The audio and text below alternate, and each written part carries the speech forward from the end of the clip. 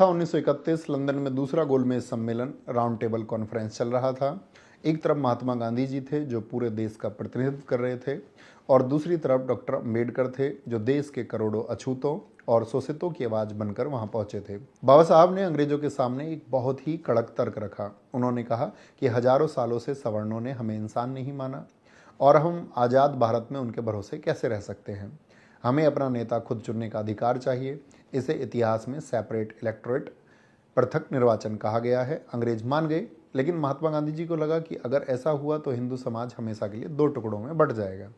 इसीलिए अगस्त 1932 में जब अंग्रेजों ने कम्युनल अवार्ड के तहत अछूतों को अलग निर्वाचन दे दिया तो गांधी जी ने पुणे में यरवदा जेल में 20 सितंबर 1932 से आमरण अनशन शुरू कर दिया था। जरा एक पल के लिए रुकिए और उस वक्त डॉक्टर अंबेडकर के दिमाग में चल रहे तूफान की कल्पना कीजिए। एक तरफ वो महात्मा गांधी थे जिन्हें पूरा देश भगवान की तरह पूजता था। आमरण अनशन की वजह से गांधी जी की जान जा रही थी। अगर गांधी जी को कुछ हो जाता तो पूरे देश में करोड़ों शोषितों और दलितों का कत्लेआम हो जाता, उन्हें जिंदा जला दिया जाता। और दूसरी तरफ बाबा साहब के अपने लोगों के हक की वो लड़ाई थी जिसे वो सदियों बाद जीतने वाले थे। यह एक ऐसे विद्वान की धर्म संकट की घड़ी थी जिसे अपने सिद्धांतों और मानवता के बीच किसी एक को चुनना था।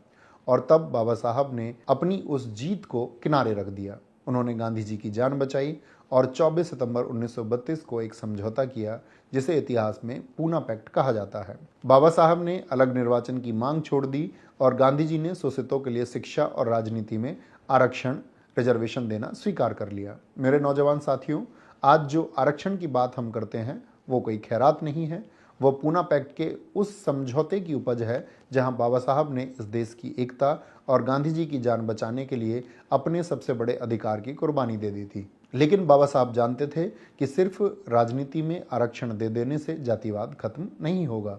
कानून सिर्फ नियम बना सकता है, लोगों के दिल नहीं बदल सकता। इसीलिए 1936 में जब उन्होंने अपनी सबसे क्रांतिकारी किताब लिखी, एनाहिलेशन ऑफ कास्ट, जाति का विनाश, तो उन्होंने उसमें साफ लिखा, जब तक अलग अलग जातियों के लोग एक साथ बैठकर खाना नहीं खाएंगे और जब तक अलग अलग जातियों में आपस में शादियां नहीं होंगी, इंटरकास्ट मैरिजेस, तब तक इस देश में जाति का जहर कभी खत्म नहीं होगा। खून का मिलना ही जाति को तोड़ सकता है।